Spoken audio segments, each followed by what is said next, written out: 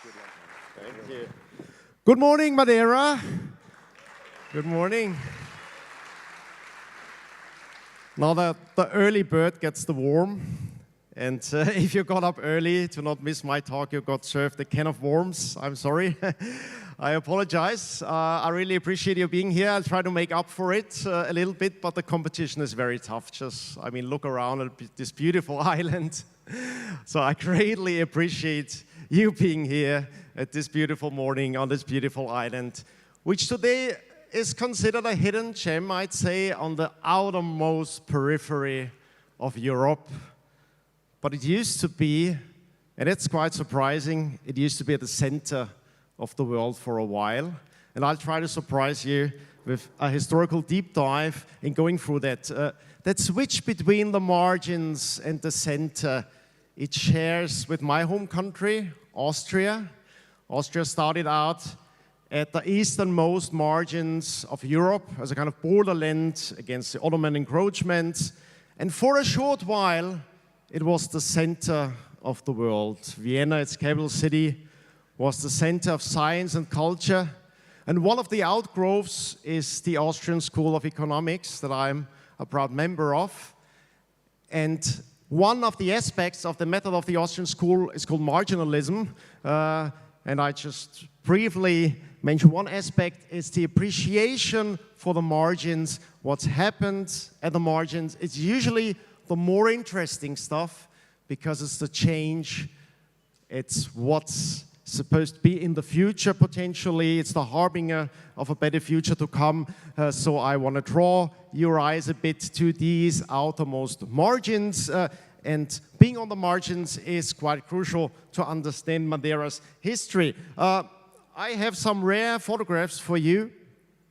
And if you look at the beautiful place of Funchal, easily recognizable about 150 years ago, exactly the time when the Austro-Hungarian Empire was at its peak and Vienna was at its peak.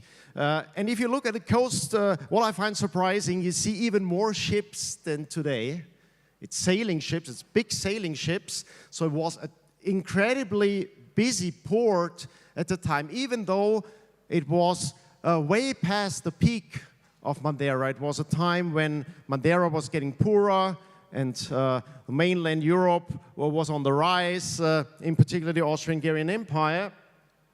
But even at the margins of Europe here, 5 years later, you see already the ships are replaced partly by steam engines, steamboats, so rapid technological progress, all linked to being a node of international trade. 5 years on, you see right next to the old fishing boats, the imposing new ships of modernity that have connected continents and are so crucial to understand the legacy of European history. Because Europe of today can easily be mistook for a centralized project of some bureaucrats someplace, but it used to be a network, and a very surprising network it is. That's not just a road network here. It's roads and bridges that are usually built based on private means, made possible by the wealth created by merchants connecting distant places. All of these connections substitutable if some plunderer is in between, and that made up for the greatness of Europe and the greatness of its nodes within a decentralized network. So we had from the very earliest history networks of free cities in Europe, starting with ancient Greece, then northern Italy, then the Hanseatic League, and for a while a different network emerged out of the margins of Europe. You see here Portugal is right at the margin. It looks like, okay, it's off the map. It can't be a center of anything. But because it was at the margin, because it was right with the back to the Castilian Empire, the Spanish crown, and all the big bullies on the continent, it had to look towards the ocean. It had to put its focus on the ocean. And so it turned towards the ocean, and it created the first really global connection between Asia and Europe. And that's just remarkable. That's so early, and look at that. That's really connecting the world. And what's the first stepping stone here? I hope you can see it on the map. The first stepping stone really was Madeira. Madeira is the first island outside of Europe to be permanently settled by Europeans. People looking for a better future. People being pioneers in looking for new undiscovered world, adventurers with the whole mindset of the entrepreneurial adventurer. How is that possible? How is that possible at the margins of Europe to have the knowledge and the wealth to make that possible? Of course, the Portuguese, maybe if today they are remembered, mostly remembered maybe as the pirates and the colonizers, but that's the wrong focus of history. If we look at what made it possible, it's not just the rare, insightful leaders with a long-term perspective like Henry the Navigator. It's the basis that they found and made use of. And what was that? The Portuguese court, marginalized, like the Viennese court of the while, and having to be more open towards outsiders. While the Jews were expelled in Spain, lots of them took refuge in Portugal. Italians took refuge in Portugal. The Genoese merchants from northern Italy went to the court. And for a while, the people in Lisbon made best use possible and took advantage of science and culture. So we had for a while the best astronomers of the world, the best cartographers of the world, running towards Lisbon and creating an atmosphere very much alike to the old Vienna, the old Prague of their times, being centers of science and culture. And of course, making use not only of that wealth of knowledge, but of the material wealth of the merchants, connecting the marginal locations to the more central locations and the faraway locations in the Far East and first down to the south. Of course, without that wealth, you can't have ships going. It's incredibly expensive, not only in terms of life, but also in terms of savings that have to be available. So throughout Portuguese history, it was private merchants financing ships, Italian merchants financing ships, Flemish merchants, and so on. And Madeira itself attracted merchants from Italy, from Flanders, and then later on British. So Madeira was one of the central nodes of a British trading empire. And for a while, a lot of the trade was actually in British hands. And that's exactly the old Europe I love so much, where people of different cultures and backgrounds get together because they are linked by the economy and not brought apart by politics as we got used to. And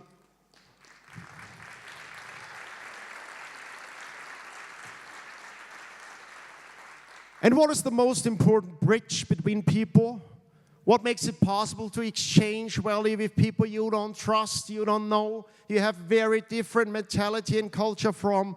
Of course, ultimately, a monetary network, and more importantly, the hidden trust structures of a financial network between merchant nodes. And for a while, this Portuguese golden rice played a very important role in being accepted all around the globe, as then later the British silver shilling would be accepted and the pound would be accepted all around the world, or a bit earlier the florin gold standard, which was a merchant standard just based on a trustless monetary network where you don't see any numbers here on that coin. It's something to be weighed, it's something to assess and figuring out, to find a layer that's uncensorable because you don't care what politicians imprint on it. If you are merchants, most people, of course, were easily fooled, and the Portuguese, as every power in place, made good use of it. So the rice was replaced by mill rice, thousands of it that became the new currency. Then you had cruzados and escudos made of tin and copper, because of course you can make good use of the gold for your luxury consumption at the court. And that, of course, was the beginning of the downfall of the Portuguese Empire, as it was the beginning of the downfall of the Spanish Empire, when they realized that the interest in gold is really just plundering it, bringing all the silver and gold from America to the center of the court, and nourishing a new centralization. And centralization needs to a longing to control people. And look, who are my subjects? Who are loyal? Who can I plunder without them putting up any opposition? And so the Portuguese, of course, in due course, expelled the Jews again from Lisbon, and they expelled their astronomers and cartographers. They entered in competition to Venice and Genoa and fell back to the win-lose logic of the zero-sum games the merchant networks were there to replace. And that, of course, leads then to the more obvious way. You don't see anymore the merchants bringing the goods. You see the colonizers exerting their monopoly of violence. And of course, they claim the monopoly is there to pacify, but the focus really should be on the violence, because they are legitimate, or think they are legitimate. They define themselves through violence, and the knight that's supposed to protect people and their goods becomes the plunderer. And that, of course, unfortunately, while still connecting the world, led to a lot of bad blood, and eventually, of course, a breakdown of that amazing international network of nodes. If you look at old Austria, it's a similar network, but it's based on railways mainly than in the 19th century. Similar importance of merchants. We had about 100 large merchants who were granted absolute tax freedom, absolute freedom from regulation, because for a while the centralized powers, because they were marginalized, figured out we need to compete for productive people. We need to offer a better place to do business, a better place for your family, and they attracted the same Italian, Flemish, even Portuguese entrepreneurs, merchants, investors, and for a while they had access to ports. And they put some of that knowledge and wealth into venturing out into the sea. So there was a time when Austria had domain connections to Egypt by steamboat, as the only power being able to offer a free and safe passage for goods and people and mail of a particular importance, like the internet today. And within a very short time, those Austrian adventurers became world leading, and they ventured out further and further, and surprisingly, they rediscovered Madeira. It was an expedition called the Novara expedition, one of the leading scientific ships of the time that passed by Madeira, and they had a lot of scientists on board, they published a 3-volume book that became a bestseller all around the world, with people eager to learn about the undiscovered gems hidden far across the sea. And this Novara expedition really put Madeira back on the map, on the international map, because it has a whole chapter. It was a short stay, but it has a whole chapter with beautiful drawings, making or presenting the hidden beauty of that gem to the world. And I think starting the kind of tourism that the island has lived off since then, because one of the most famous first tourists to come was actually the Empress of Austria, Sisi. You may know her from the famous film trilogy. That's a very rare photograph on the right showing her on Madeira. She actually spent half a year here because she liked it so much, and for health reasons, she claimed. I imagine she fell in love with the place. And since then, it was on the map. I mean, if first it's the yachts of the rich, that was her steam yacht called the Crive. And she had it stay in port for quite a while. And then interestingly and surprisingly, a long time after, when the Austro-Hungarian Empire was fading away and being destroyed in the craziest century we've yet to live through, the 20th one, another emperor, this time with much less means. Here he's handing over his little boy to enter the island. There he carries him, and he's seeking refuge here. The last Austrian emperor, Charles, found a friendly reception on Madeira when no one else would have him, because it was the time when people thought that's the end of monarchies. Now we're going to have democracies or totalitarian socialism. And most intellectual, of course, believe that the future will be totalitarian socialism as the fulfillment of their dreams and plans.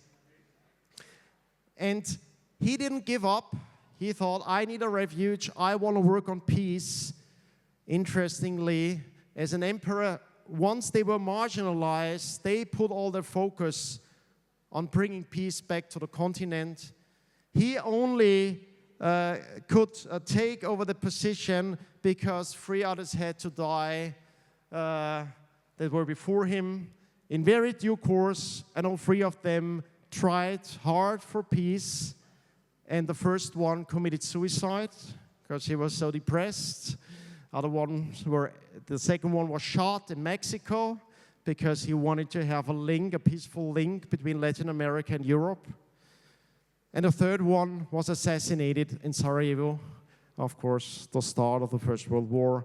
And then it was Charles, and he tried everything, even on Madeira.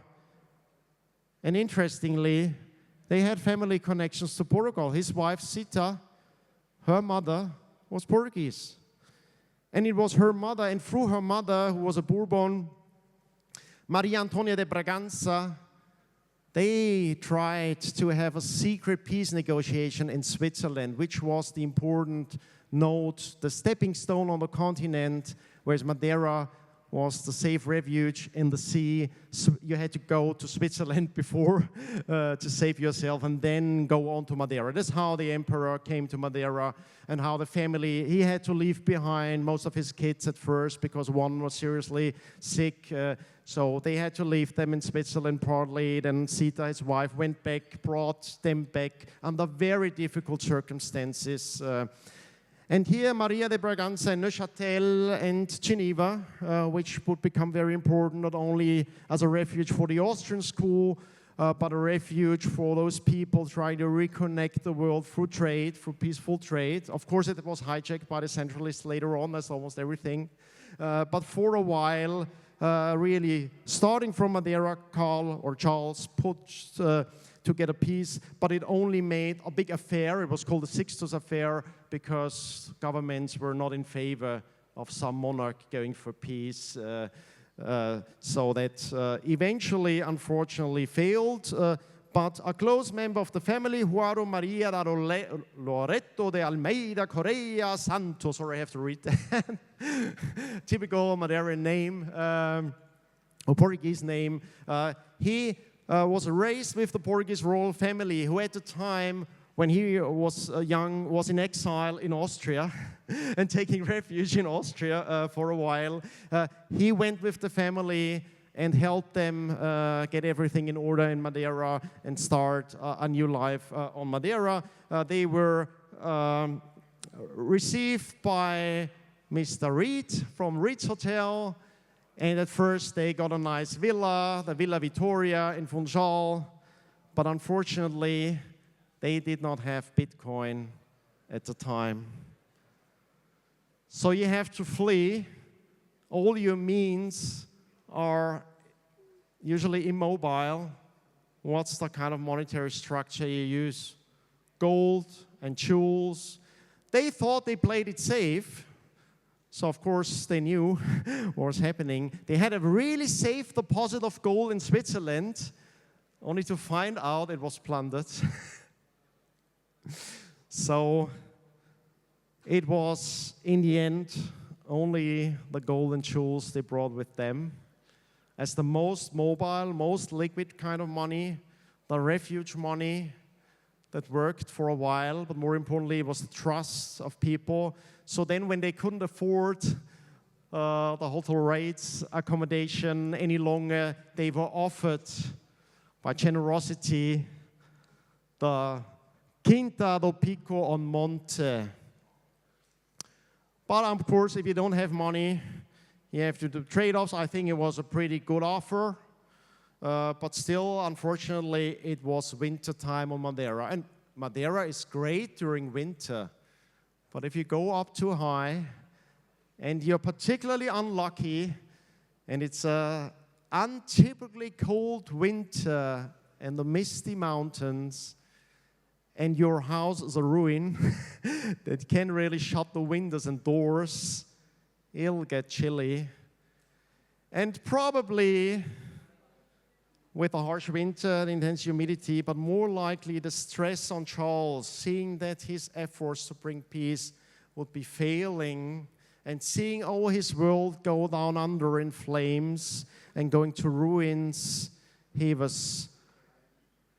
he only found refuge then in his devotion to God, which linked him even closer to the people here. They had a great appreciation to the family. They were very humble, devout people, seeking their lost strength in some very transcendental, long-term perspective of it'll turn out good again, but I'm not so sure I'll be able to survive that moment. So he said, he developed the flu, it got worse and worse, and in his fever, the last words he uttered is, I have to suffer so much that why my peoples will find together again in peace.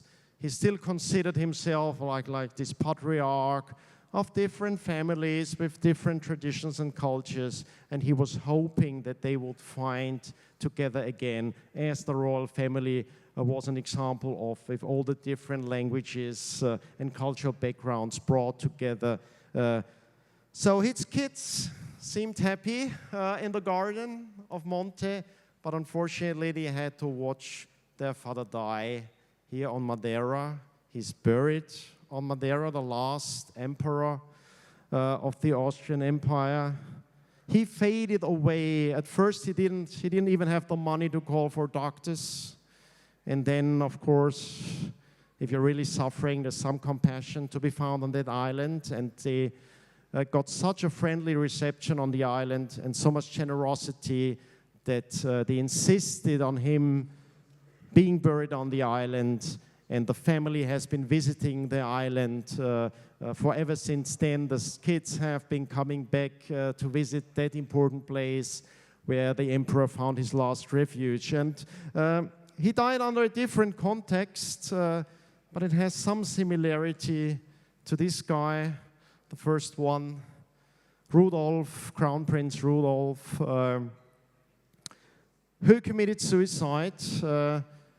And he had a very famous teacher and mentor. Unfortunately, he could not instill the hope in that crown prince, who would have done things differently, but his old father wouldn't let him take the place. Maybe he would have failed, of course, but at least he was trying to. And his famous teacher and mentor, unfortunately, was very far-sighted. He was one of the first to realize the calamity that was to fall upon the continent, and his mood darkened, and he stopped publishing. And he gave the advice to his favorite students: don't go into economics, do something else. His two favorite students would turn to diplomacy and finance and trade.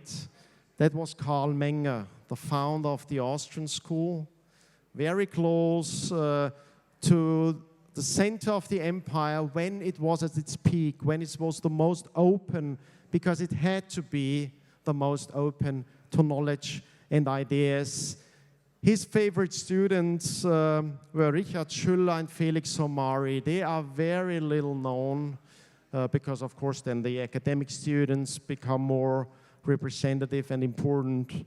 But from its early beginnings, as it developed in a similar setting to the old Portuguese court in Lisbon, it was really an interdisciplinary approach with an appreciation for reality, which is sometimes a dark reality for a while. So his first favorite student, Richard Schüller, became a diplomat behind the scene and the crucial person for the Brest-Litovsk peace accord. He was one of the few diplomats trusted by the fascists and the totalitarian socialists alike, because all his life he was not on the forefront, he was working behind the scenes, taking to heart the advice of Karl Menger and the old Austria, the old Europe of bridging people. And of course, the major insight of the Austrian school is how important the monetary network and the financial network is for bridging people. For most people, it's the iceberg under the sea. They never figure out how important it is. They only see the symptoms when it's failing. But his other favorite student, Felix Somari, went into banking. He went probably to the advice of Karl Menger because he moved his investments to Switzerland very early. Felix Somari moved to Switzerland as well. So I think the Austrian school should actually be called the Austrian-Swiss school because Switzerland was such an important refuge, bringing people together of that school. Felix Somari started basically Swiss private banking, which is underrated in its importance under the world wars, like giving people still an access to a financial infrastructure, a node that's neutral, that can serve you even during very politicized times. So I think we're at a quite similar context at this turn of events right now, where financial structures get politicized, and those more venturing, more pioneering, more entrepreneurial are looking for alternative bridges and roads between people. And of course, that's why Bitcoin is crucial to that, and that's why, in all likelihood, at the margins, we'll see new nodes coming up in that future or present financial and monetary network, where the financial part is really not the most important aspect. It's about bringing people together, bringing ideas together, and having the private means for leisure, that you don't have to run in the hamster wheel and do as they say, but you are able to say, no, I'm not doing as you do. I try out something new. I may fail.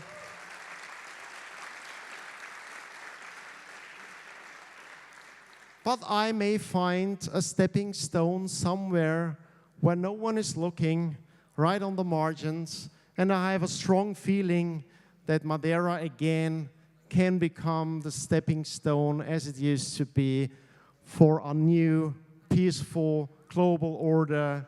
And I hope when we meet again in maybe a decade or two here, we not only celebrate the price of Bitcoin, but more importantly, we'll celebrate that important function in a structure that's more alike to old Europe, but will be a future and a global future. Thank you so much for your attention and being here. Thank you. Thank you.